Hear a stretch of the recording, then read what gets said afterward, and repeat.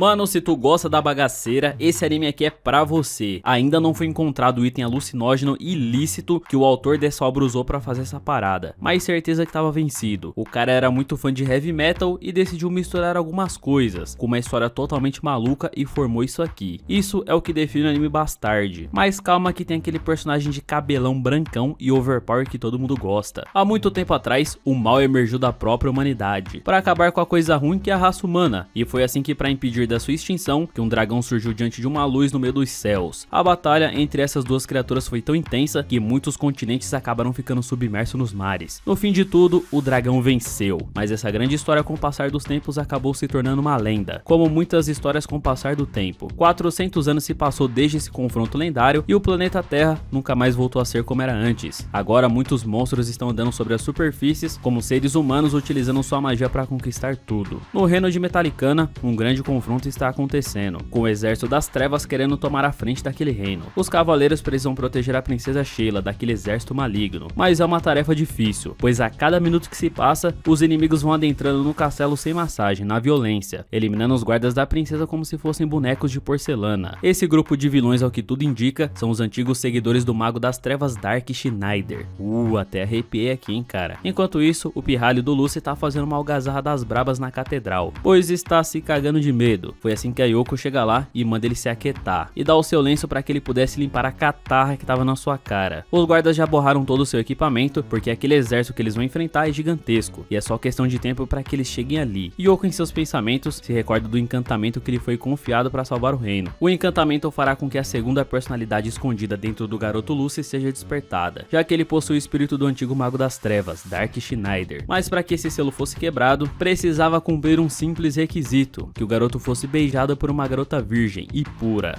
Lá vem a bizarrice. Por esse motivo que a garota nunca pôde se relacionar com qualquer pessoa. Coitada, sofreu demais, tadinha. O moleque sai correndo mais uma vez, porque queria lavar o lenço da mina que ele havia sujado, e mais uma vez se esbarra com aquele grandalhão mal-humorado. Esse moleque só não foi pisoteado como uma barata, porque a Yoko chegou lá, colocando moral, dizendo que ela era guardiã do moleque. E depois que o soldado descobriu que era filha do sumo sacerdote, ele ficou pianinho, né? Mas ela não deixou barato não, e aproveitou para dar uma lição nesse kidzinho chorão. Ela fala que ele precisa ser mais corajoso, porque ele é muito chorão e muito engomadinho, né? Sai pra lá o lixão. Homens de verdade choram vendo animes tristes. Homens de verdade choram vendo animes de sorvete. Aquele mesmo. A porta da catedral só deu uma balançada e o moleque tremeu mais que o Japão em dia de terremoto. Yoko tenta mais uma vez acalmar o garoto, só que ele é chorão demais. Só pode ser brasileiro pra chorar tanto assim. A princesa Sheila vai até eles e fala pra garota se ela sabe da história que seu pai contava sobre algum poderoso mago que estava selado pelo reino e que poderia salvá-los em um momento como esse. A galera começa a pressionar a Yoko pra saber se a história é verdadeira e o tempo tá acabando, né, meu filho? É agora ou nunca. Só que a mina pira na batatinha e solta que não faria isso, porque tinha muita gente lá e ficaria com vergonha se tanta gente visse. Os soldados não entendem porcaria nenhuma do que ela tá dizendo, mas não há mais tempo pra conversa, porque o exército das trevas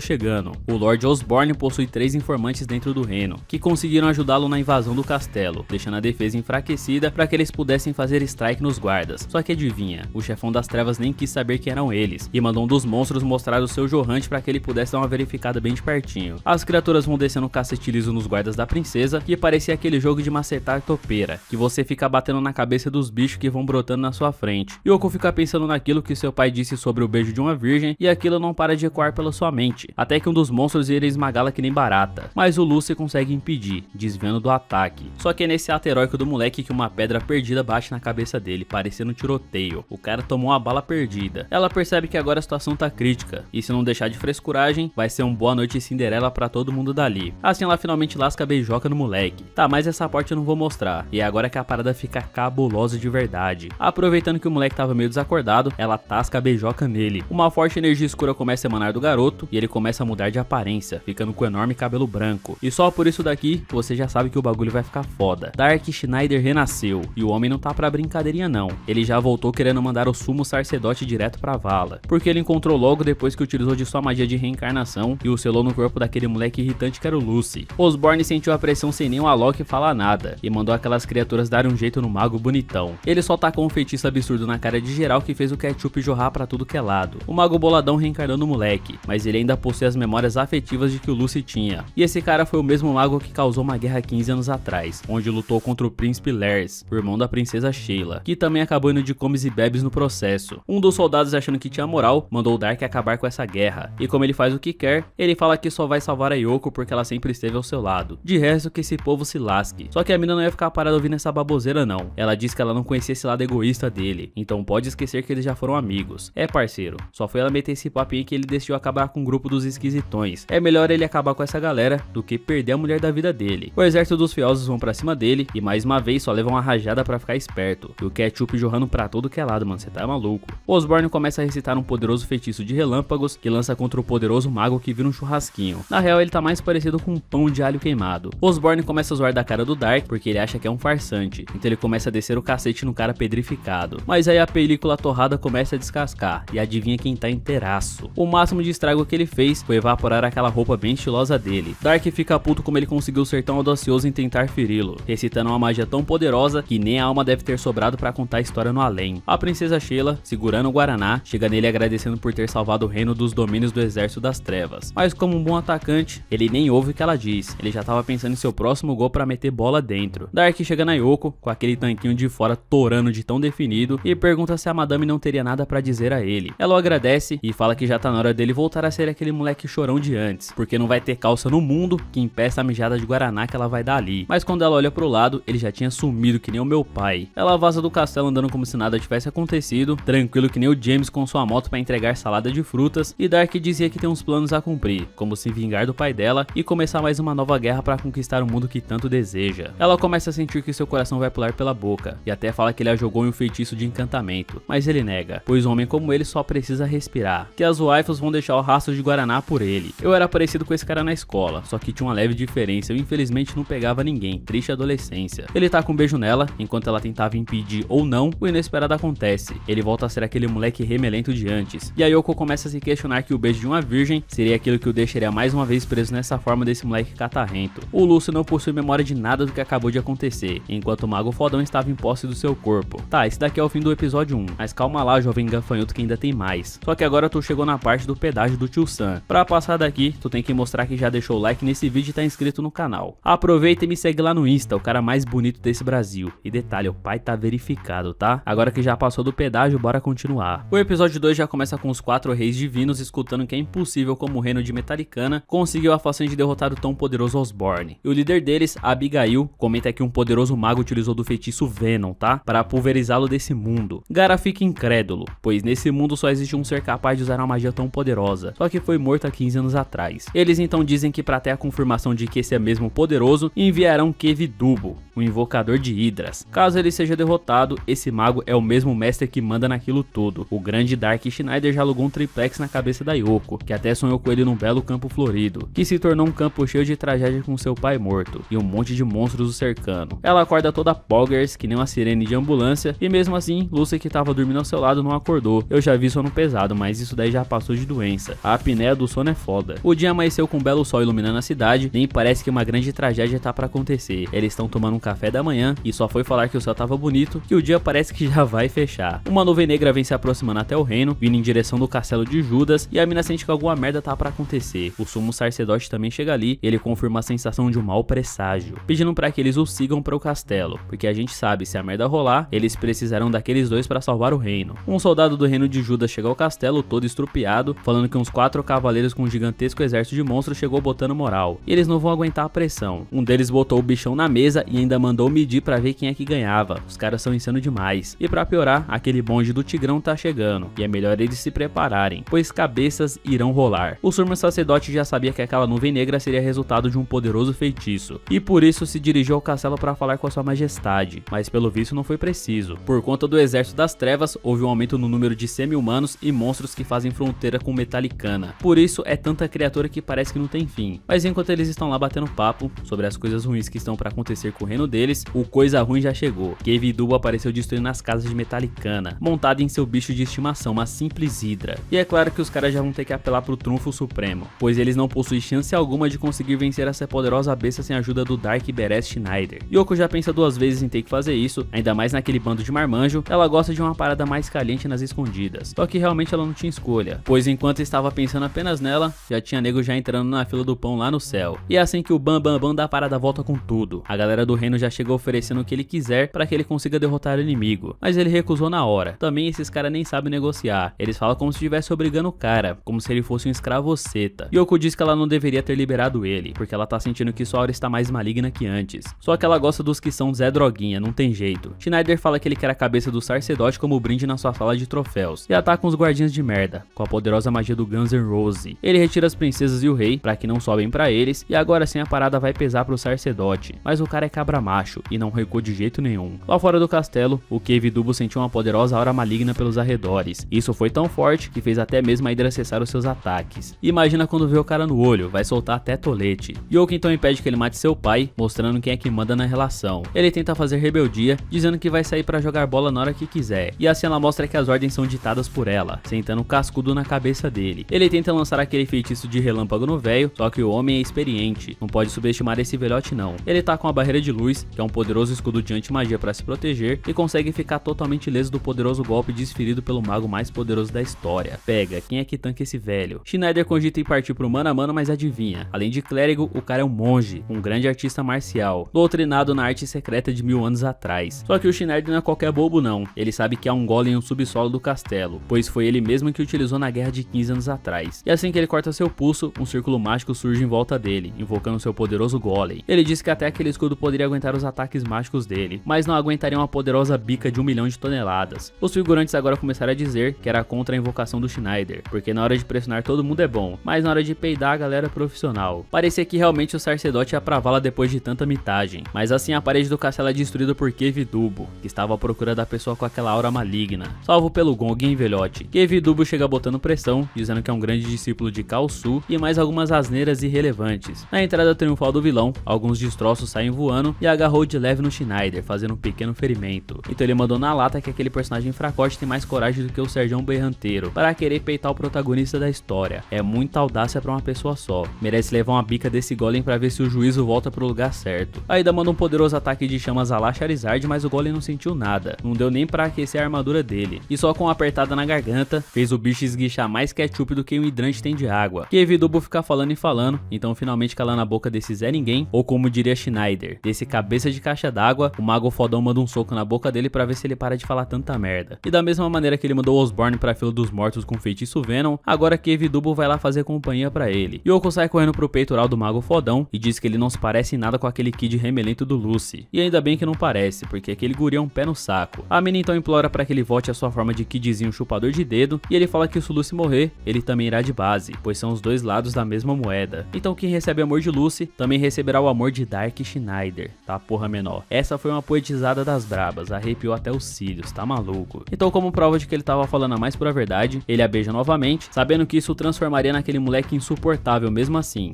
Mano, esse finalzinho de episódio botou toda a carga dramática de uma vez só. Dava até pra fazer uma música com esse ditado do final. E é dessa maneira incrível que encerramos o vídeo de hoje. No anime de hoje, a baixaria tava liberada. Palavrão, pegação, anão de todo tamanho e muita coisa. Se até o One Piece um dia terminará, esse vídeo também precisa ter um fim. Mas lembre-se de que o verdadeiro One Piece são os grandes animes que assistimos pelo caminho. Eu vou ficando por aqui, valeu, falou e até a próxima.